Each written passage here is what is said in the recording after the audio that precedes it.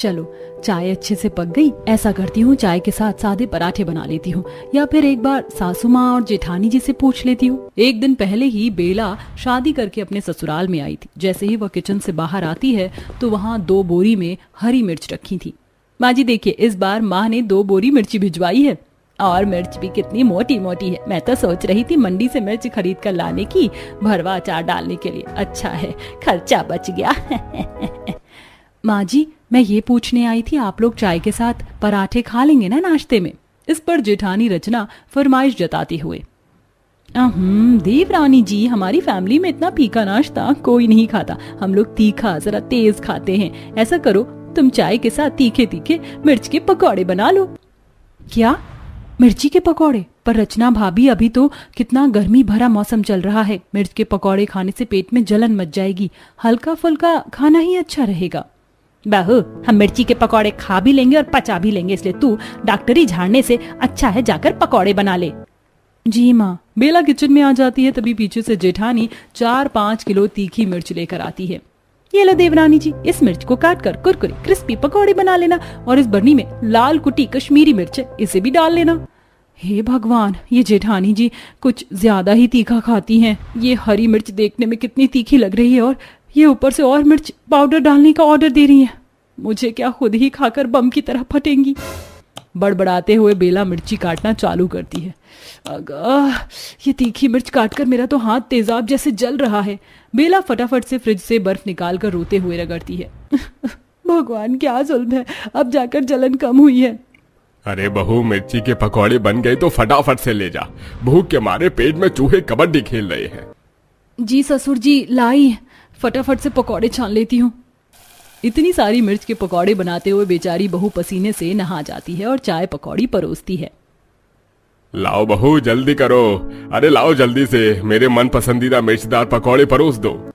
देखते देखते सब पकौड़े पर टूट पड़ते हैं। वाह बहू, बड़ा ही मस्त तीखा तीखा मिर्ची का पकौड़ा बनाया है तूने तो। चाय की चुस्की के साथ चटपटे मिर्ची के पकौड़े खाकर डबल मजा आ गया। सच में भाभी, आपने बड़े स्पाइसी और टेस्टी पकौड़ी बनाए हैं। सबको इतने चाव से मिर्ची के पकौड़े खाता देखकर बहू मन में खिटपिट कर रही थी। मुझे तो लगा था कि मेरी जेठानी ही केवल तीखा खाने की चटोरी है, मगर यहाँ तो सभी एक ही थाली के चट्टे बट्टे हैं, खा ये रहे हैं और जुबान मेरी चल रही है। अरे देवरानी जी, तुम हम लोगों का मुंह ही देखती रहोगी क्या? बैठकर तुम भी पकौड़े का स्वाद लो। नहीं नहीं नहीं, आप लोग खाइए, मैं लास्ट में खा लूंगी। अरे बहू, हमारे घर में आखिर में खाने का रिवाज नहीं है, बैठकर खा लो। सबके जबरदस्ती करने और बेला जैसे एक पकौड़ा चखती है तो सीसी करने लगती है। पानी, शुभम जी पानी दो, नहीं तो मेरा दम निकल जाएगा। हाँ हाँ देता हूँ, ये लो पियो। तीखा लगने के चलते बहू गट गट पानी पी जाती है। तभी रचना रेशा खिल्ली उड़ाती है। भाभी, एक पकौड़ा खाकर ही आप तो पॉपकॉर्न की तरह उछल रही थी। लगता है तुम हरी मिर्च नहीं खाती हो। जेठानी जी, मेरे मायके में खाने में कम मिर्च डलती है, ज्यादा तीखा मुझे बर्दाश्त नहीं है। भाभी, फिर तो आप तीखा खाने की आदत डाल लीजिए, तभी हमारी जमेगी। हमारे परिवार में बिना मिर्च के खाना पीना नहीं होता। शालू की बात सुनकर बेला की शक्ल लाल मिर्च की तरह बन जाती है, क्योंकि मिर्ची से उसका 36 का आंकड़ा था। अब देखना यह था कि बेला सिर्फ मिर्ची खाने वाले ससुराल वालों के रंग में ढलेगी या उन्हें बदलेगी नाश्ते के बाद। माँ जी, खाना क्या बनाना है? अरे बहू, हम सबका तो पेट फुल हो गया है पकौड़ा खाकर, दोपहर के टाइम में देख लेंगे क्या बनाना है। कुछ घंटे बाद नाश्ते के बर्तन घिसते घिसते दोपहर हो गई। जाकर पूछ लेती हूँ क्या बनेगा। पसीने में भीगी भीगी बेला सास के पास आती है। माँ जी, लंच में क्या बना दूँ? सबके लिए मैं सोच रही हूँ दाल चावल भिंडी की भुजिया बना लूँ। ये सुनते ही सास दोबारा से बेला पर राशन पानी लेकर चढ़ जाती। अरे बहू, खाली दाल चावल भुजिया से पेट थोड़ी ना भरेगा। ऐसा कर, भुजिया खूब सारी हरी मिर्च काट कर छौंकना और 1-2 किलो मिर्च की चटनी भी पीस लेना। 1-2 किलो मिर्च की चटनी खाने की फरमाइश सुनकर बहू का माथा चकरा जाता है। 1-2 किलो मिर्च की चटनी? माँ जी, इतनी चटनी हमारे परिवार के हिसाब से काफी ज्यादा हो जाएगी। गर्मी के मौसम में ज्यादा मिर्च का सेवन पेट में जलन और कब्ज बनाता है। मैं 1 पाव मिर्च की चटनी पीस देती हूँ। बहुत, तू मेरी सास नहीं है, मैं तेरी सास हूँ। जितना कहा है उतना किया कर, माथा मत सनका। गर्मी से पहले ही भेजा गरम है। गुस्से में पैर पटकते हुए बहू किचन में आकर तैयारी में भिड़ जाती है। हे भगवान, कहाँ आकर फंस गई मैं इस मिर्च खाने वाले महान ससुराल में। सुबह 1 मिनट का पकौड़ा खाकर मेरी तो हालत पतली हुई पड़ी है। दोबारा से मिर्च खाऊंगी तो दस्त ही लग जाएगा। मैं तो अपने लिए चावल में 2-4 आलू उबालकर उसका चोखा बना लूंगी। भड़कते हुए बहू पसीने पसीने होकर मिर्चदार दाल चावल चढ़ाकर मिर्ची की चटनी पीसने लगती है। हाय राम, इस मिर्ची ने तो मेरी मिट्टी पहाड़ करके रख दी है। तभी कुकर में सीटी आ जाती है। अरे नहीं, सीटी से दाल निकल गई। बेड़ा गर्क हो गई लुगाइयों का। सब एसी की हवा खा रही है, ये नहीं कि हाथ बटवा दूं। तभी तीखी मिर्ची खाने के शौकीन ससुराल वाले हल्ला गुल्ला मचाना चालू कर देते हैं। भाभी, ओ भाभी, और कितनी देर लगेगी? जल्दी से खाना लगा दो और चटनी महीन पीसना, तभी स्वाद लगेगा। देख देख लो इस भूखी नंद को। महारानी ऑर्डर झाड़ रही है जैसे होटल में ठूसने बैठी है, और मैं वेटर लग रही हूँ। इतनी मिर्ची में ये मिर्च वाला खाना बनाते बनाते हलवाई से बुरी हालत हो गई है मेरी तो। गुस्से में लाल पीली होकर बेला मिर्ची की चटनी पीसने लगती है। तभी छींटा उड़कर उसकी आंख में पड़ जाता है। माँ, मेरी आंख। बेचारी रोते हुए आंखों में ठंडे पानी के छींटे मारती है, मगर तब तक उसकी आंख लाल पड़ जाती है। इस मिर्च की माँ की आंख, मेरी तो जान निकल गई थी। अरे बेला, कहाँ रह गई? सिंपल सी दाल चावल चटनी भुजिया बनाने में इतना टाइम थोड़े लगता है। ऐसे भी कौन सी बीरबल की खिचड़ी पका रही हो? पति की इस बात पर बेला गुस्से में दांत पीस लेती है और सब कुछ परोसती है। तभी ससुर मिर्ची की चटनी देखकर गाने लगते हैं। ओह ओह ओह ओह, मिर्ची, हाय हाय मिर्ची, उफ, उफ, मिर्ची, हाय हाय मिर्ची, हाय हाय मिर्ची। हे भगवान, लगता है सिर्फ मिर्ची खा खा कर सबके ऊपर वाला माला खिसक गया है। खाना छोड़कर गाना गा रहे हैं। अरे वाह, ये मिर्च की चटनी देखने में तो बड़ी दमदार लग रही है। सारी चटनी तो मैं चाटूंगा आज। अरे ओ बुद्धू, चुपचाप से आधी चटनी इधर पास कर दो, वरना लगाऊंगी एक कंटाप, कान झंझना जाएगा। सास ससुर दोनों मिर्च की चटनी खाने के लिए झगड़ा कर लेते हैं। पूरे ससुराल वालों को सिर्फ और सिर्फ मिर्ची का चस्का लगा देखकर बेला माथा पीट लेती है। भाई वाह, क्या बढ़िया दमदार मिर्च की चटनी बनी थी। इसीलिए तो मिर्च की चटनी का मुकाबला धनिया पुदीने की चटनी से तो बिल्कुल भी नहीं है। हे भगवान, इंसान है कि राक्षस? देखना जरा, इतनी जहर भरी मिर्च की चटनी कैसे चाट कर खा रहे हैं। आंसू आ रहे हैं फिर भी। बहू, रात के खाने में मिर्ची की सालन वाली सब्जी और मिर्च वाली रोटी बनाना। ये सुनते ही बहू का गुस्सा 7वें आसमान पर पहुंच जाता है।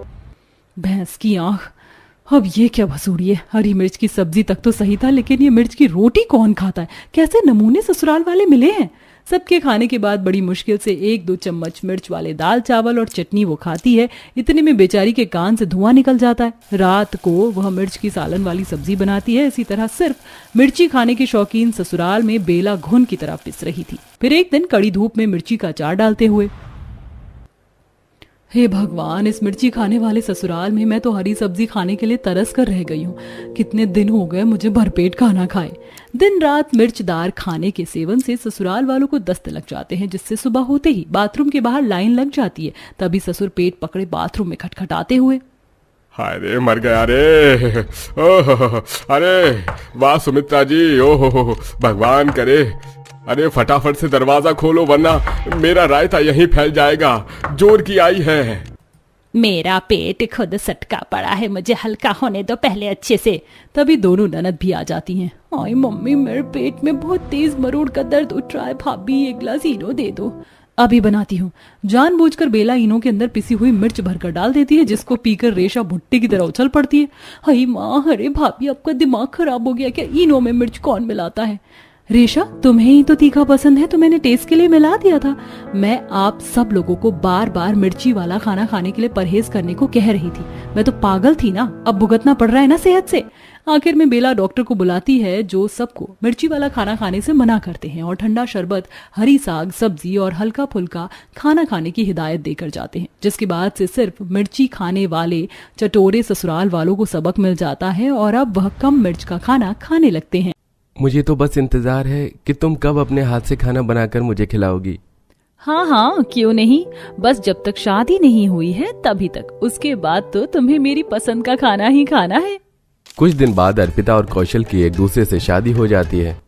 आओ बहू रानी, घर के अंदर आओ। अगले दिन सुबह अर्पिता अपनी पहली रसोई का खाना बनाने के लिए रसोई में आती है। आज मेरी पहली रसोई की रस्म है और मैंने कौशल से वादा किया था कि उन्हें अपने मनपसंद का खाना बनाकर खिलाऊंगी। एक काम करती हूँ, मटर पनीर, शाही पनीर, पालक पनीर, रायता, पूरी, पुलाव, मूंग दाल का हलवा, गुलाब जामुन सब बना लेती हूँ। अर्पिता खुशी खुशी खाना बना रही होती है, तभी वहाँ पर कामिनी आती है। ये सब क्या बना लिया देवरानी जी? बनाने से पहले आप एक बार मुझसे पूछती तो। खैर छोड़ो, इन सबको डस्टबिन में डाल दो और अभी एक काम करो, आलू गोभी की सब्जी, रोटियां और मीठे में सूजी का हलवा, बस ठीक है, इतना बना लो। कामिनी के जाने के बाद ये सब क्या है? पहली रसोई की रस्म मेरी है और खाना मैं अपनी जेठानी की पसंद का बना रही हूँ। इतनी मेहनत से सब कुछ तैयार किया था और जेठानी जी ने पल भर में सब कुछ डस्टबिन में फेंकवा दिया। अब अर्पिता अपने पहले रसोई के खाने में अपनी जेठानी के पसंद का खाना सबको सर्व करती है। ये क्या बहू, खाना तो बहुत सिंपल सा बना लिया तूने। मुझे तो लगा था कि कुछ तड़कता भड़कता बनाएगी। लगता है अर्पिता का शादी की थकान अभी तक खत्म नहीं हुई है। क्यों अर्पिता? नहीं नहीं, ऐसी बात नहीं है। अब रात को अर्पिता खाना बनाते हुए खुद से कहती है, सुबह इतनी मेहनत से मैंने इतने सारे पकवान बनाए थे और जेठानी जी ने मेरा सारा खाना डस्टबिन में डलवा दिया। खाने के मामले में जेठानी जी की पसंद बहुत फीकी है। एक काम करती हूँ, सिंपल सी दाल रोटी बना देती हूँ। अब अर्पिता एक तरफ दाल और दूसरी तरफ रोटियां बेल रही होती है कि तभी वहां पर कामिनी आती है। ये क्या कर रही हो तुम? तुम्हारी कोई ट्रेन छूट रही है या तुम्हें कहीं जाना है? कि किस बात की जल्दी मचा रही हो तुम? क्या हुआ जेठानी जी, आप अचानक से मुझ पर इतना गुस्सा क्यों कर रही हैं? ऐसा क्या कर दिया मैंने? क्या कर दिया पूछती हो? हर एक किससे पूछ कर तुम ये दाल रोटी बना रही हो? जेठानी जी, सुबह आपने ही तो मुझसे सिंपल सा खाना बनवाया था। मुझे लगा कि आपको सिंपल खाना पसंद है, इसलिए मैंने ये दाल रोटी बना दी। कोई जरूरत नहीं है। ये रोटियां तो फिर भी ठीक है, पर ये दाल अभी के अभी डस्टबिन में फेंको और रोटी के साथ 4 से 5 हरी सब्जियां बनाओ। कामिनी फिर से अपने मनपसंद के खाने का ऑर्डर देकर वहां से चली जाती है। मेरी जेठानी का कुछ ज्यादा ही हो रहा है। जब से आई हूँ सिर्फ इन्हीं की पसंद का खाना बना रही हूँ। अभी तक अपनी पसंद का कुछ नहीं खाया, ऊपर से ये चमका के भी मुझे ही चली गई। ऐसे थोड़ी ना होता है। कुछ देर बाद अर्पिता डाइनिंग टेबल पर जेठानी के पसंद का खाना बनाकर सर्व करती है। हाँ अर्पिता, आज तो सब्जी बहुत अच्छी बनाई है तुमने। बनाई ही कैसी नहीं, आखिर जेठानी की पसंद का खाना बना है तो अच्छा ही बनेगा ना।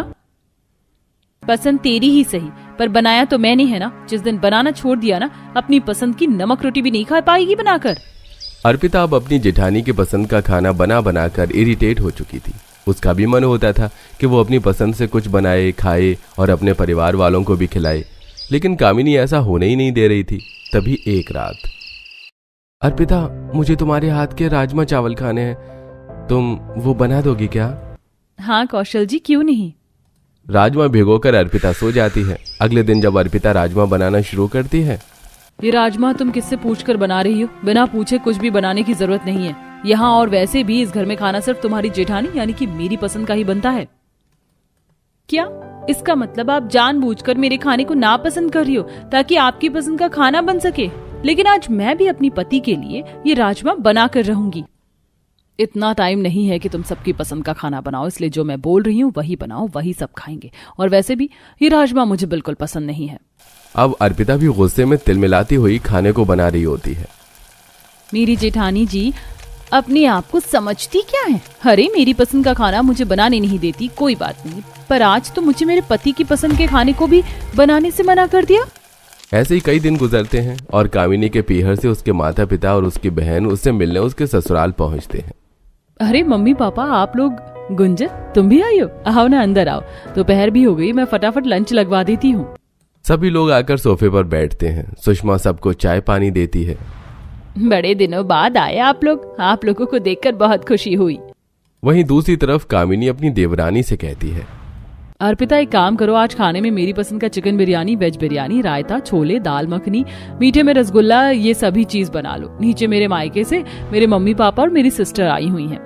ठीक है जेठानी जी, ये तो बहुत ही खुशी की बात है, मैं बना देती हूँ आपकी पसंद का खाना।